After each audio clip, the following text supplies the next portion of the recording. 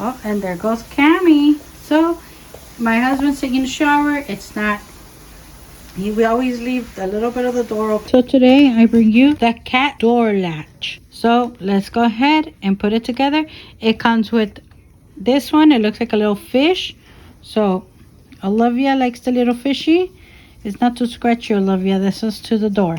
And then it also comes with this little piece here.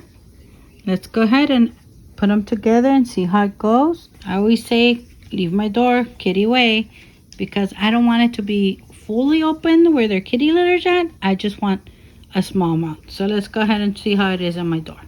Okay, so I place it on the door handle. Make sure the door handle has this facing inward towards you. Then we go ahead and we put it right in there. You hear that? I grabbed it and look at my door. It's half is open. Just the right amount of kitty time. There's Oliver.